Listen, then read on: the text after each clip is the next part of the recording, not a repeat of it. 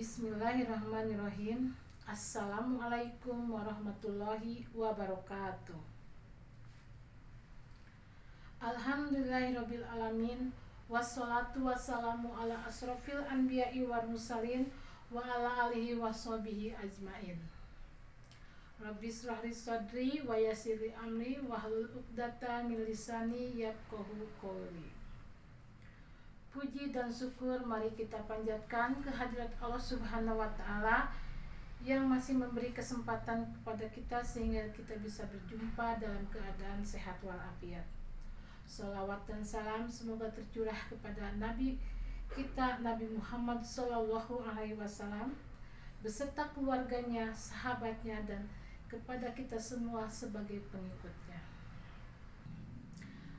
Alhamdulillah, hari ini saya berkesempatan untuk memaparkan tentang sejarah kebudayaan Islam. Di sini saya akan membahas tentang pemetaan sejarah kebudayaan Islam berdasarkan kawasan, pendekatan geografis spasial atau ruang. Sejarah peradaban Islam terbagi menjadi 3 periode. Pertama, periode klasik antara tahun 650 Masehi sampai 1250 Masehi. Periode ini terbagi menjadi 2 fase, yaitu fase ekspansi, integrasi, dan pusat kemajuan antara tahun 650 Masehi sampai tahun 1000 Masehi. Kemudian fase yang kedua yaitu fase disintegrasi antara tahun 1000 Masehi sampai 1250 Masehi. Kemudian disusul dengan periode pertengahan. Periode pertengahan ini terbagi menjadi 2 fase juga. Pertama, fase kemunduran antara tahun 1250 Masehi sampai tahun 1500 Masehi. Fase yang kedua yaitu fase 3 kerajaan besar antara tahun 1500 sampai 1800 Masehi. Yang ketiga yaitu periode modern antara tahun 1800 Masehi sampai sekarang. Periode modern ini ditandai dengan kebangkitannya peradaban Islam di dunia. Pada pembahasan kali ini, saya hanya akan memfokuskan pada perluasan kawasan Islam pada periode klasik saja. Pada periode klasik ini, di mana Islam sangat berkembang pesat, Islam mencapai puncak kejayaannya. Di bagian barat, dari mulai Afrika hingga Spanyol, dan bagian timur dari mulai Persia hingga India. Pada periode klasik ini, bidang ilmu pengetahuan, seni, budaya, dan arsitektur berkembang dengan pesat. Hal ini dibuktikan di beberapa kota yang dikuasai oleh Islam seperti Cordoba dengan Istana Al-Jahra, Granada dengan Istana Alhambra, Damaskus juga menjadi pusat kota metropolitan, dan Baghdad menjadi pusat ilmu pengetahuan di dunia. Para ilmuwan juga muncul sebagai simbol majunya peradaban Islam seperti Imam Malik, Imam Abu Hanifah, Imam Al-Asy'ari, Imam Al-Maturidi, dan Al-Jubai. Mari kita lihat peta di belakang saya ini. Warna hijau ini menunjukkan negara-negara atau kawasan yang sudah menerima Islam. Perluasan negara Islam sebenarnya sudah dimulai sejak zaman Nabi Muhammad diangkat menjadi Rasul. Nabi Muhammad sudah meletakkan dasar-dasar Islam di Mekah dengan penuh tantangan dari kaum kafir Quraisy.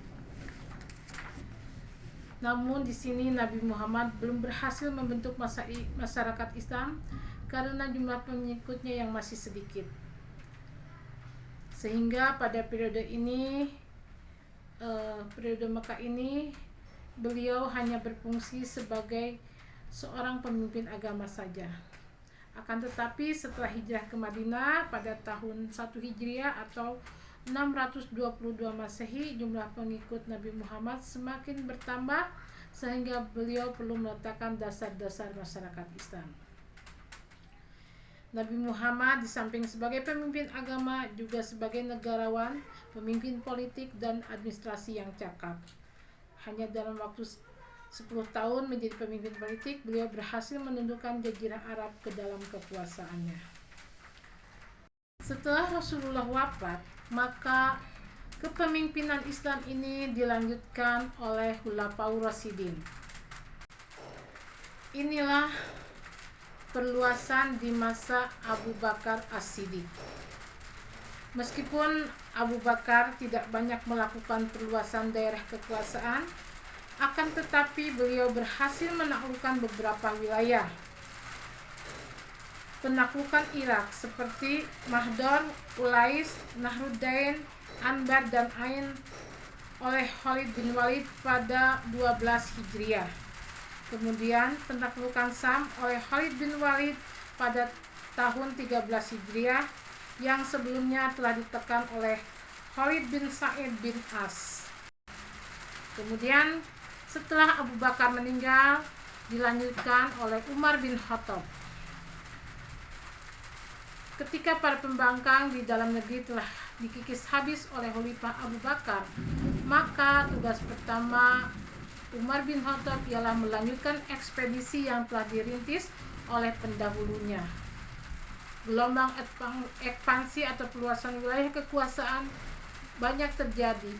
Di antaranya ibu kota Syria, Damaskus, jatuh pada tahun 635 Masehi, dan setahun kemudian setelah tentara Bizantium kalah dalam perang Yarmouk, seluruh daerah Syria jatuh di bawah kekuasaan Islam. Dengan memakai Syria sebagai basis, ekspansi diteruskan ke Mesir di bawah pimpinan Amr bin As dan ke Irak di bawah pimpinan Sa'id bin Abi Waqqas.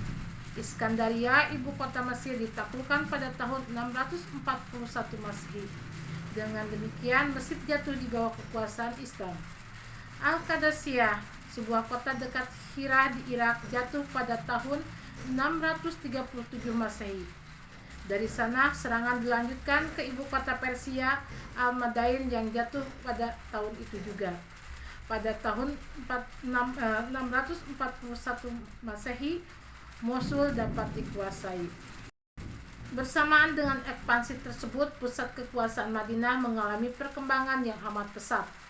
Khalifah telah berhasil membuat dasar-dasar bagi suatu pemerintahan untuk melayani tuntutan masyarakat. Umar mendirikan dewan-dewan Baitul Mal, mencetak uang, mengatur gaji, menciptakan tahun hijrah, dan sebagainya. Di samping itu, karena wilayah kekuasaan semakin luas, maka wilayah Islam dibagi menjadi unit-unit administratif yang diatur menjadi 8 wilayah provinsi, yaitu Mekah, Madinah, Jazirah, Basrah, Kufah, Palestina, dan Mesir. Pada masa awal pemerintahannya, Utsman bin Affan melanjutkan sukses para pendahulunya, terutama dalam perluasan wilayah. Daerah strategis yang sudah dikuasai Islam seperti Mesir dan Irak terus dilindungi dan dikembangkan dengan melakukan serangkaian ekspedisi militer yang terencana secara cermat. Di Mesir, pasukan Muslim diinstruksikan untuk memasuki Afrika Utara. Salah satu pertempuran terpenting di sini adalah Jatis Sawari atau peperangan tiang kapal yang terjadi di Laut Tengah dekat kota Iskandariah antara tentara Romawi yang dipimpin oleh Konstantin dengan tentara Muslim yang dipimpin oleh Abdullah bin Sarah. Dinamakan perang kapal karena banyaknya kapal-kapal perang yang digunakan dalam peperangan tersebut. Disebutkan terdapat 1000 buah kapal dan 200 buah kapal milik kaum muslimin, sedangkan sisanya milik tentara Romawi. Pasukan Islam berhasil mengusir pasukan Romawi dan ini merupakan kemenangan pertama tentara muslim pertempuran di laut. Selanjutnya, bergerak dari kota Basrah untuk menaklukkan sisa wilayah kerajaan Sasan di Irak, dan dari kota Kufah, tentara muslim menyebrang beberapa provinsi di sekitar Laut Kaspia. Dakwah Islam pada masa awal kekhalifahan Utsman bin Affan menunjukkan kemajuan dan perkembangan signifikan, melanjutkan estafet dakwah pada masa khalifah sebelumnya. Wilayah dakwah Islam menjangkau perbatasan Aljazair, Barqah dan Tripoli sampai Tunisia. Di sebelah utara meliputi Aleppo dan sebagian Asia Kecil. Di timur laut sampai Transjordania dan seluruh Persia serta Baluchistan atau Pakistan sekarang, serta Kabul dan Ghazni. Perluasan wilayah kekuasaan Islam juga dilakukan perluasan wilayah ke Armenia, Tunisia, Siprus, Rhodes, dan sebagian yang tersisa dari Persia, Transjordania, dan Tabaristan berhasil direbut. Ekspansi Islam pertama berhenti sampai di sini. Setelah Utsman bin Affan meninggal, maka pemerintahan atau kepemimpinan Islam dilanjutkan oleh Ali bin Abi Thalib. Namun pada masa Ali bin Abi Thalib ini tidak ada perluasan daerah kekuasaan Islam karena terjadi peperangan saudara antara pasukan Ali melawan pasukan yang dipimpin oleh Jubair bin Awam, Thalhah bin Ubaidah dan Ummul Mukminin Aisyah binti Abu Bakar. Ali bin Abi Thalib adalah seorang yang memiliki kecakapan dalam bidang militer dan strategi perang, namun mengalami kesulitan dalam strategi negara karena kekacauan luar biasa yang ditinggalkan pada masa pemerintahan Utsman bin Affan. Ia meninggal di usia 63 tahun karena pembunuhan oleh Abdurrahman bin Muljam, seorang yang berasal dari golongan Khawarij.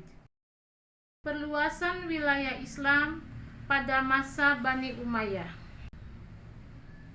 Dinasti Bani Umayyah berkuasa hampir 1 abad, yaitu selama 90 tahun.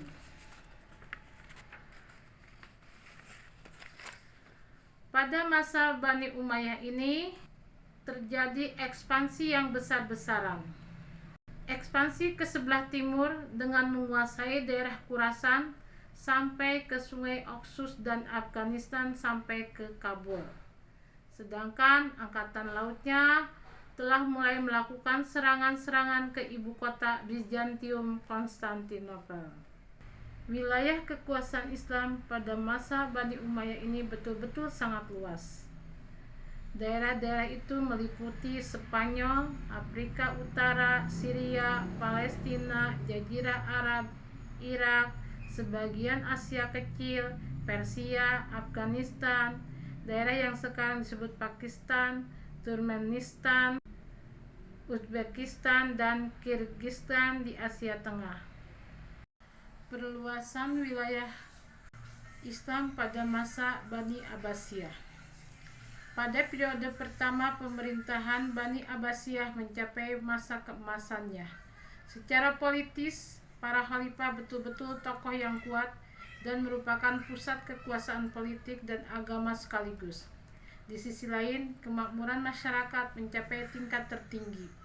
Periode ini juga berhasil menyiapkan landasan bagi perkembangan filsafat dan ilmu pengetahuan dalam Islam.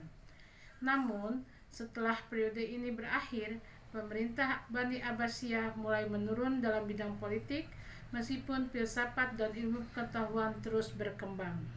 Pada periode Bani Abbasiyah ini lebih menekankan kepada pembinaan peradaban dan kebudayaan Islam daripada perluasan wilayah. Namun, ternyata wilayah kekuasaan Abbasiyah pada periode pertama sangatlah luas, meliputi berbagai bangsa yang berbeda seperti Maroko, Mesir, Syria, Irak, Persia, Turki, dan India. Demikianlah kemajuan perluasan kawasan Islam, politik dan kebudayaan yang pernah dicapai oleh pemerintahan Islam pada masa klasik. Kemajuan yang tidak ada tandingannya di kala itu. Pada masa itu, kemajuan politik berjalan seiring dengan kemajuan peradaban dan kebudayaan, sehingga Islam mencapai masa keemasannya kejayaan dan kegemilangannya.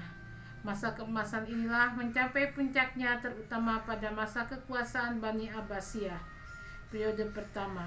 Namun setelah periode ini berakhir, peradaban Islam juga mengalami masa kemunduran. Demikianlah pembahasan saya kali ini. Mudah-mudahan bermanfaat. Mohon maaf atas segala kekurangannya dan saya ucapkan terima kasih atas segala perhatiannya.